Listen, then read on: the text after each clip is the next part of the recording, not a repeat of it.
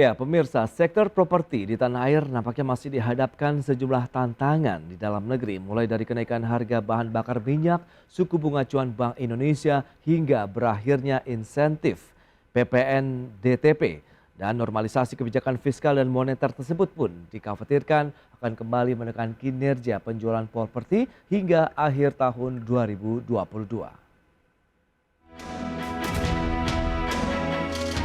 Meski pandemi COVID-19 sudah mulai mereda, namun dunia usaha di tanah air masih dihadapkan sejumlah permasalahan.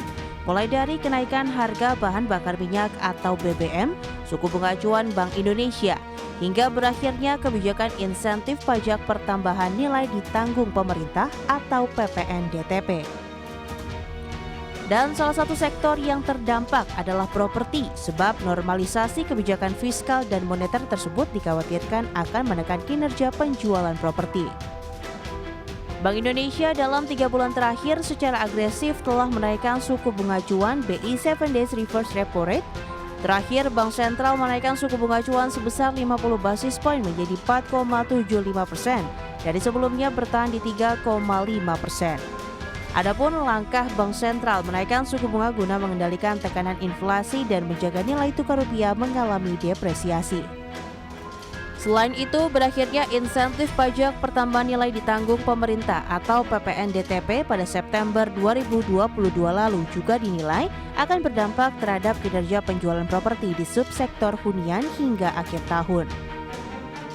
Sementara itu, real estate Indonesia masih menyimpan harapan sektor properti masih bisa tumbuh positif hingga akhir tahun. Hal ini didukung kebijakan perbankan yang belum menaikkan suku bunga kredit terutama KPR dan KPA. Sampai sekarang kan perbankan belum menaikkan suku bunga kredit, khususnya untuk KPR dan KPA. Dan bahkan mereka masih berani memberikan penawaran terhadap developer lock bunga untuk 1 tahun. Jadi kalau menurut saya itu cukup bagus dan kita harus tetap optimis bahwa itu akan berjalan on the right track Indonesia. Sejak 2010 hingga baru pertama tahun ini, pemerintah telah menyalurkan dana hingga 85,7 triliun rupiah yang digunakan untuk subsidi perumahan bagi masyarakat kurang mampu. Subsidi tersebut melalui skema fasilitas likuiditas pembiayaan perumahan atau FLPP sebagai upaya mengatasi backlog perumahan yang telah menembus 12,75 juta unit. Dari Jakarta, Tim Liputan, IDX Channel.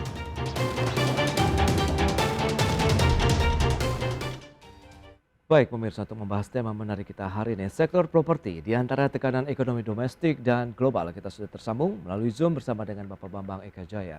Beliau adalah Wakil Ketua Umum DPP Real Estate Indonesia. Halo, selamat pagi Pak Bambang. Selamat pagi Mas Pras, juga pemirsa IDX. Salam sehat untuk kita semua. Baik, salam sehat juga nih Pak Bambang.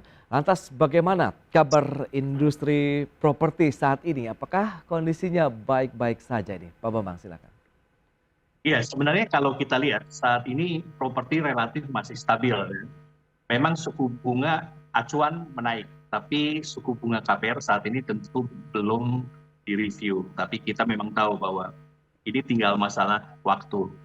Kenaikan tentu menjadi satu keniscayaan karena dengan suku bunga acuan yang udah naik 1% dalam 2 bulan ini tentu membutuhkan satu usaha ya supaya properti tetap bisa bertahan. Baik, tapi kalau kita lihat dengan kondisi yang ada begitu, dampak dari kenaikan suku bunga acuan Bank Indonesia ini lebih beratkah dibandingkan dengan beberapa peristiwa lainnya begitu di tanah air? Ada kenaikan harga bahan bakar minyak begitu Pak Bambang? Untuk saat ini sebenarnya justru BBM itu yang membuat kita harus menghitung ulang ya. Karena dengan kondisi properti yang sekarang harganya relatif kita agak di lock ya. Kita tentu tidak bisa sembarangan untuk menaikkan harga karena kondisi market juga memang belum terlalu kuat. Oke. Harga bahan bangunan kurang lebih merupakan komponen yang bisa membuat harga properti itu naik sampai dengan sekitar 10%. Tapi saat ini kita juga masih menahan. Otomatis yang kita lakukan adalah mereview tentu profitability agar kita bisa survive dan konsumen bisa tetap membeli properti dengan harga yang tetap terjangkau. Yang dikhawatirkan ke depan adalah selain harga yang kita coba tahan, tentu suku bunga adalah di luar kemampuan kita ya, karena perbankan lah yang menentukan bunga KPR. Karena Oke. itu kami harus melakukan beberapa terobosan kreatif agar konsumen tetap bisa membeli properti dengan baik dan angsuran yang dibayarkan tetap bisa sesuai dengan kantong mereka.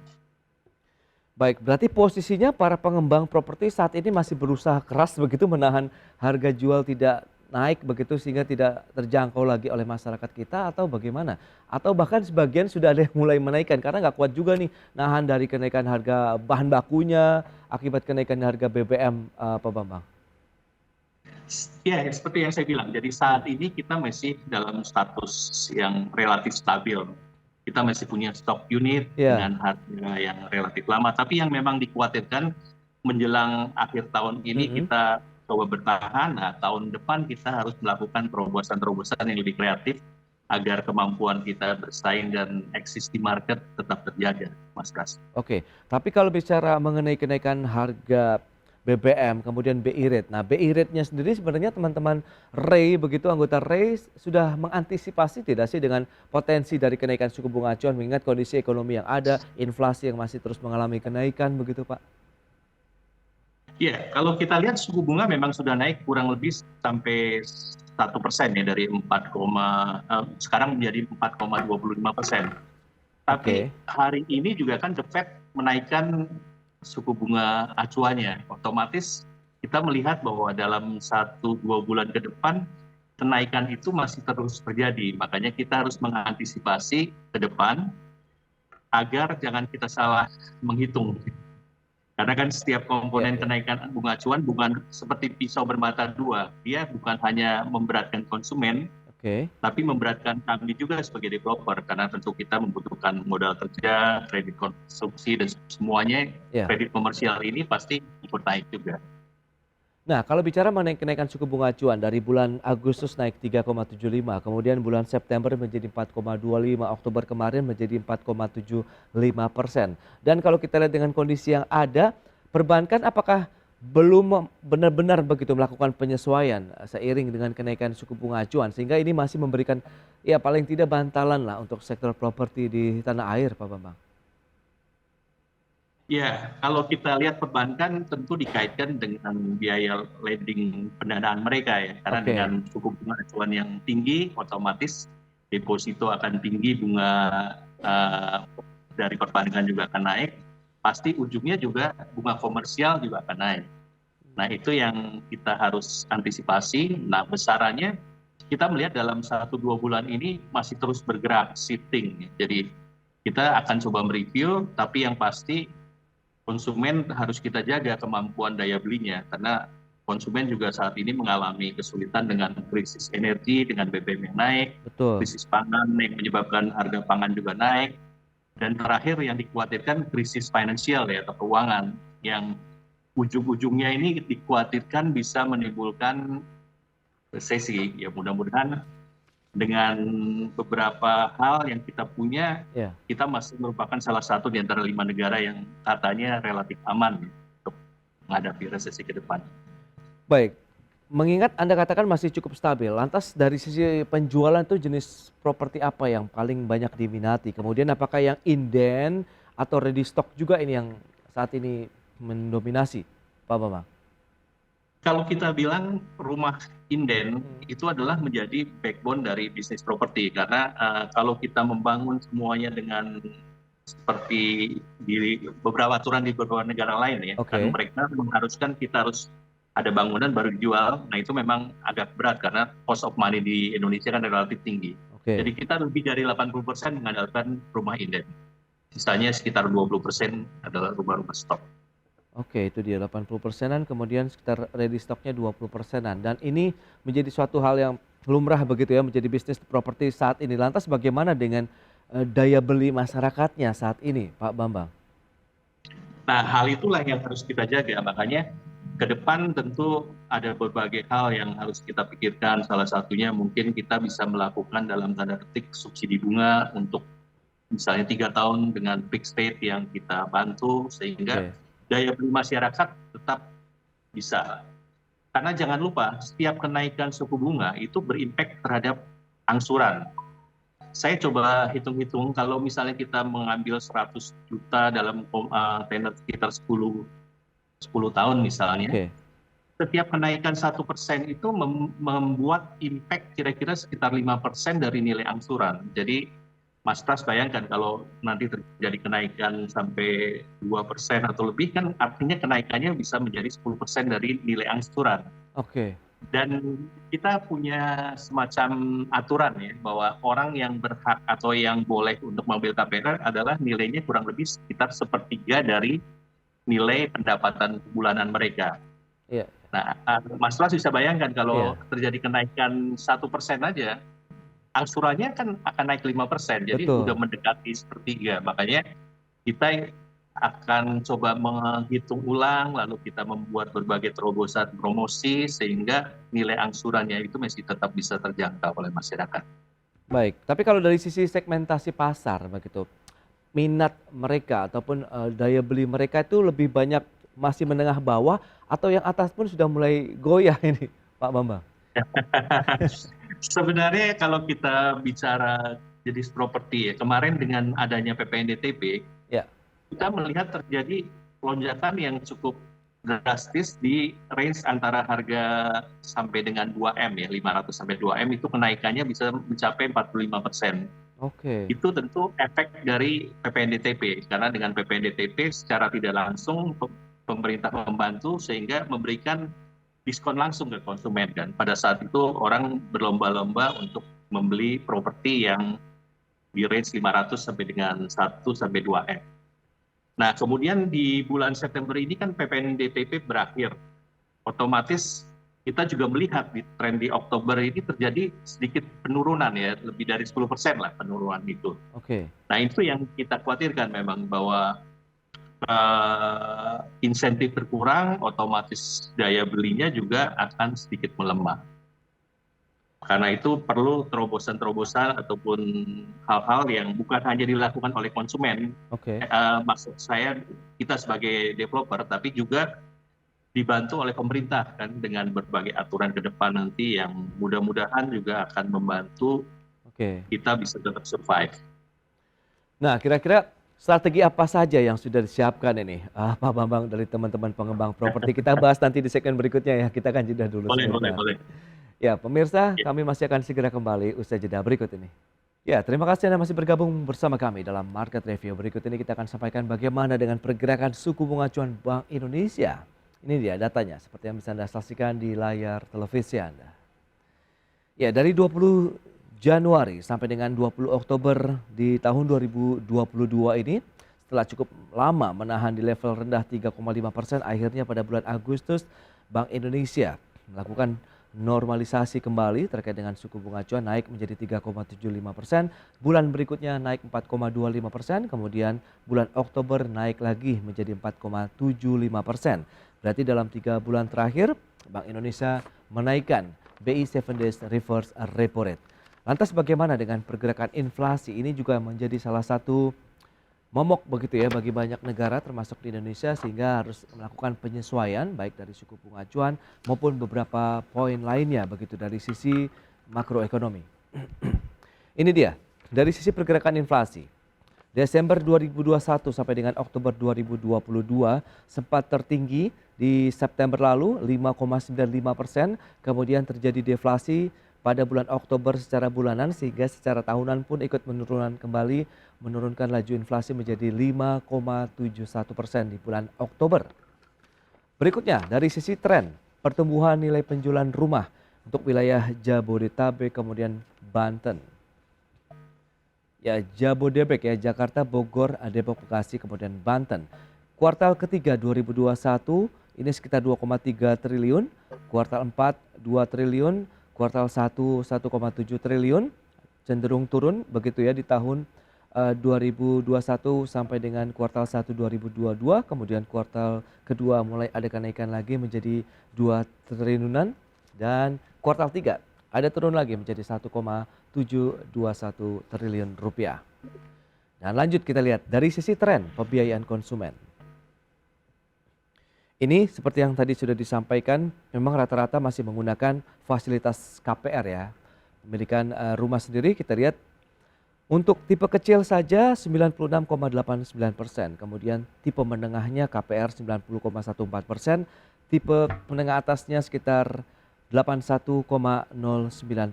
Itu dia data-data yang kita akan lanjutkan kembali perbincangan bersama dengan Bapak Bambang Eka Jaya. Ya Pak Bambang, berdasarkan data tadi yang sudah disampaikan, pergerakan suku bunga acuan, kemudian inflasi yang masih terus naik, apakah ini juga ikut mempengaruhi dari tren pertumbuhan nilai penjualan? Tadi Jabodetabek kita lihat, Banten pun ya sama, ada penurunan ini Pak Bambang. Betul, sebenarnya kalau kita lihat ya, untuk konsumen yang real, artinya untuk yang end user memang agak sedikit mengerem karena mereka melihat bahwa potensi ke depan dia harus lebih safe lah ya. Kalau misalnya angsurannya terlalu berat, mungkin mereka berpikir ulang. Oke. Tapi kita lihat ada beberapa developer yang melaunch, bahkan nanti pertengahan bulan ini pun ada proyek besar yang akan di-launch. Market tetap mengabsorb ya, artinya sebenarnya potensi properti itu tetap unlimited, apalagi kan kita sering bicara bahwa backlog perumahan itu lebih dari 12 juta, otomatis ada lebih 12 juta keluarga yang membutuhkan rumah. Jadi kalau kita lihat segmennya, rumah sederhana itu merupakan backbone ataupun potensi yang unlimited.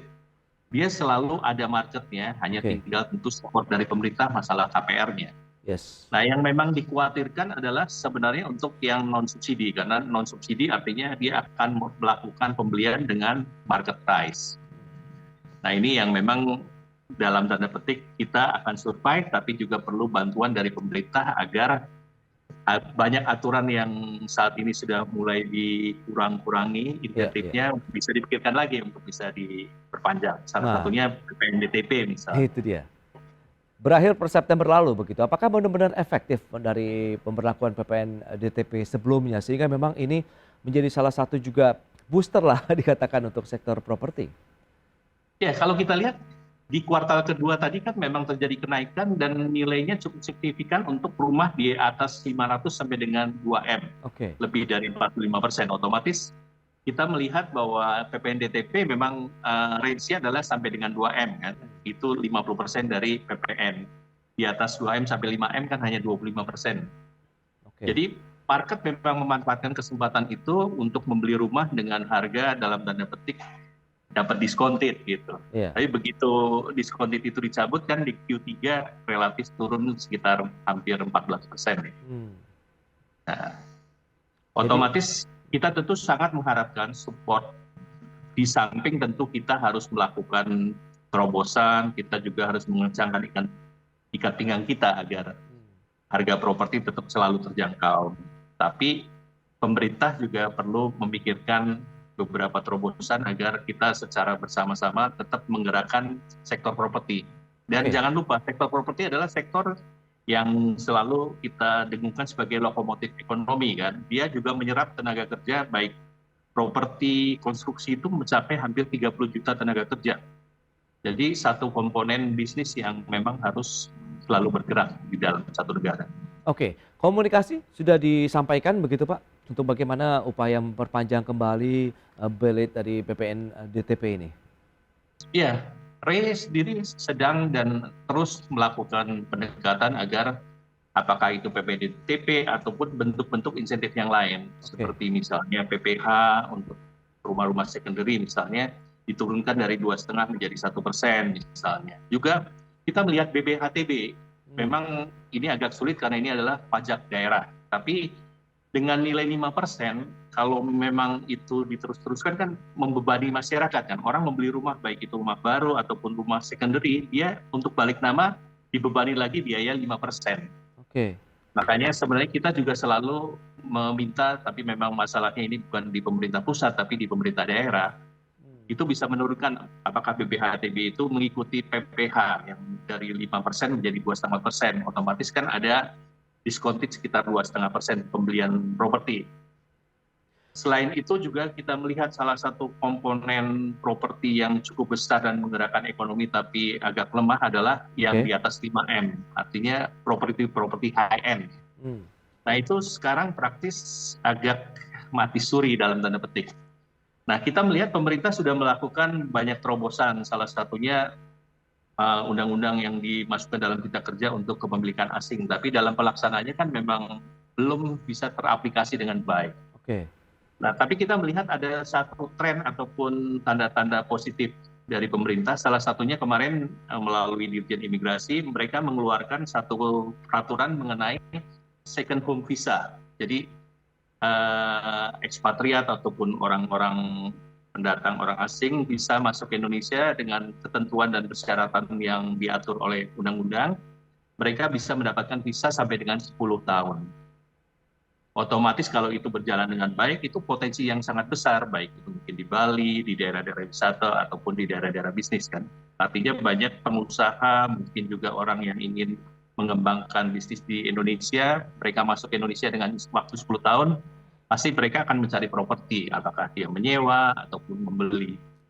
Nah ini juga satu potensi yang bisa kita garap, supaya pasar itu bergerak secara lebih merata, bukan hanya rumah sederhana, tapi sampai ke perumahan menengah ke atas. Itu berarti harapan ya dari teman-teman pengembang begitu ya terhadap pemerintah dari sisi support PPNDTP kalau bisa diperpanjang lagi sampai dengan akhir tahun, kemudian PPHTP-nya kalau bisa turun ini terutama untuk pemerintah daerah dari 5% menjadi 2,5%, dan tadi peluang dari second home visa ini bisa mengangkat lagi kinerja penjualan properti khususnya rumah-rumah mewah, dalam artian berarti di atas mungkin 4 sampai dengan 5 miliar rupiah begitu ya Pak Bambang ya? Untuk rumah itu ada dua ya sebenarnya. Kalau rumah artinya rumah susun atau apartemen itu mulai dari 5M ke atas untuk orang asing, sedangkan landed house itu mulai 10 miliar ke atas. Oh, berarti memang angka ini yang sedang digodok lagi kan di Undang-Undang Cipta Kerja. Poinnya adalah sebenarnya begini, kalau orang asing membeli kadang-kadang ada ketakutan di Indonesia, wah negara kita atau tanah air dijual. Sebenarnya properti itu tidak pernah bisa dijual, yang dijual hanya kepemilikannya, hak kepemilikannya, karena fisiknya tidak akan pernah bisa berpindah dari bumi Indonesia. Betul, itu mungkin yang menjadi salah satu kaitannya beberapa hal lah ya begitu yang dicemaskan masyarakat. Tapi kalau misalnya ini menjadi peluang, Anda harusnya bisa segera menangkap peluang ini begitu ya Pak Bambang ya? Betul. Iya, Pak. Dan kita melihat peluang ini juga bukan merupakan ancaman ya, karena kekhawatiran orang kan asing akan membeli, harga akan naik. Padahal kita kan mengatur itu hanya untuk 10 miliar ke atas. Oke, itu dia. Semoga nanti ada win-win solution lagi ya dengan adanya kebijakan dan insentif yang tadi diharapkan juga bisa ketemu nih, nanti bisa duduk bersama dengan pemerintah sehingga diharapkan akan ikut mendorong lagi kinerja dari sektor properti di tanah air. Pak Bambang, terima kasih banyak atas waktu dan juga sharing yang Anda sampaikan untuk pemirsa IDX Channel pada hari ini. Selamat melanjutkan aktivitas Anda kembali. Salam sehat Pak Bambang. Tetap semangat. Ya. Baik pemirsa, 1 jam sudah saya menemani Anda dalam Market Review. Saya Prasetyo Wibowo beserta kerabat kerja yang bertugas undur diri. Terima kasih dan sampai jumpa.